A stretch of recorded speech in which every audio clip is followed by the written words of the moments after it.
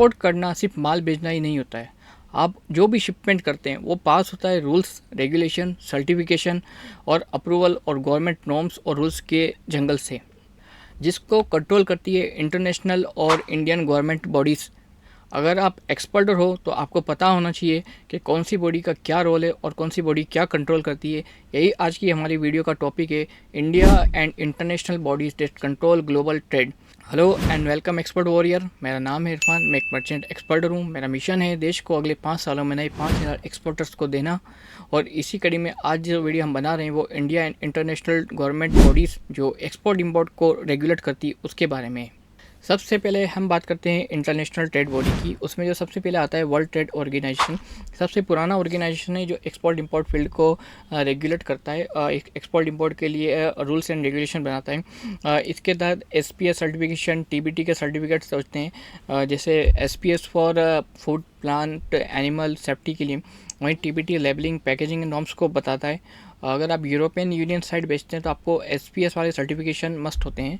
यही सब procedure world trade organisation करता है। इसका बेसिक फंक्शन यही है कि ऑल ओवर दी इंडिया या all over the world export import work को स्मूथली रन करना। नेक्स्ट आता है world custom organisation. World custom organisation HS code develop करता है और हर कंट्री फिर इनके डेवलप किए कोड को फॉलो करती है। और साथ ही साथ WCO वर्ल्ड कस्टम ऑर्गेनाइजेशन में पूरे वर्ल्ड लेवल पर हर कस्टम की इस प्रोसेस को स्मूथ और ट्रांसपेरेंसी और ऑर्गेनाइज करने में लगा हुआ होता है। ये अलग अलग टाइप की गाइडलाइंस जारी करते हैं कस्टम्स के लिए। जो भी इनकी पार्टिसिपेटिंग कंट्रीज़ होती है, जो इसके मेंबर्स होते हैं, वो इन गाइडलाइन को अपने देश में, अपने एरिया में फॉलो करते हैं और कस्टम प्रोसीजर को स्मूथ करते हैं। नेक्स्ट आता है ICC international chamber of commerce आता है। और ये इंटरनेशनल चैम्बर ऑफ कॉमर्स क्या करता है, ये इनको टर्म्स और की जैसे रूल बनाता है।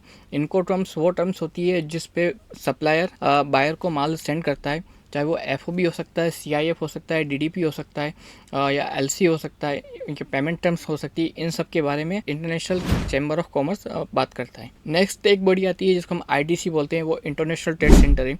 इंटरनेशनल ट्रेड सेंटर एक्सपोर्ट के लिए टूल्स डेवलप करता है, जिस टूल का यूज़ करके पूरी दुनिया के एक्सपोर्टर क्या प्रोडक्ट जाता है, क्या डिमांड है, पर्टिकुलर कंट्रीज़ के कितने एक्सपोर्ट टारगेट फिगर है, इन सब के बारे में जानकारी हासिल कर सकते हैं। वीडियो में अब बात करते हैं हम इंडियन गवर्नमेंट बॉडीज़ जो एक्सपोर्ट के लिए काम करती है। उसमें सबसे पहले आती है DGFT, और ये हमारी देश की सुप्रीम अथॉरिटी है।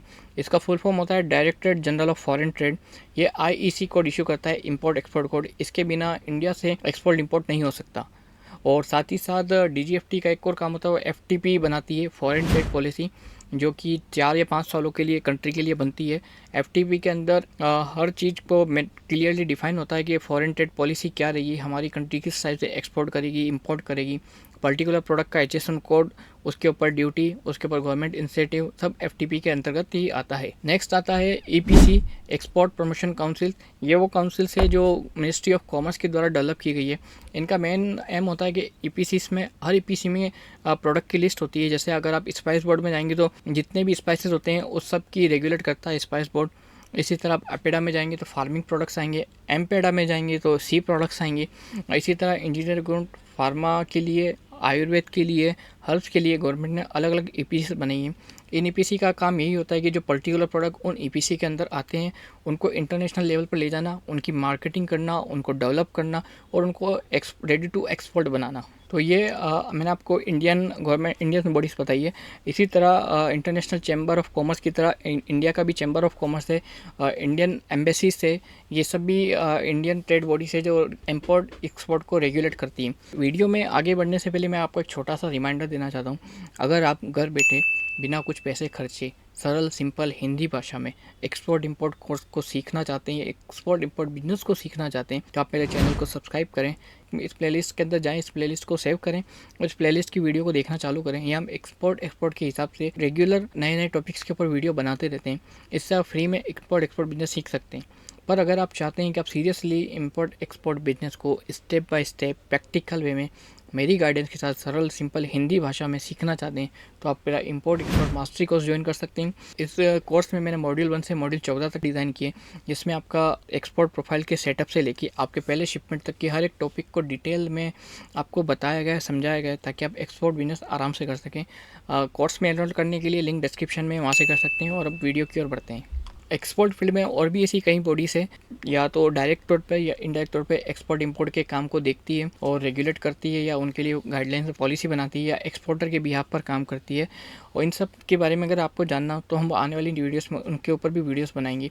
जब तक के लिए अगर आपको वीडियो अच्छा लगा हो तो लाइक करें, शेयर करें, सब्सक्राइब करें, और ये वीडियो उन लोगों तक पहुंचाएं जो इंपोर्ट एक्सपोर्ट में इंटरेस्ट रखते हो। This side Irfan signing off. मिलता हूं एक और आपसे एक नई धमाकेदार एक्सपोर्ट वीडियो में। तब तक आप सोचते रहिए ग्लोबल, आप बेचते रहिए ग्लोबल। Thank you.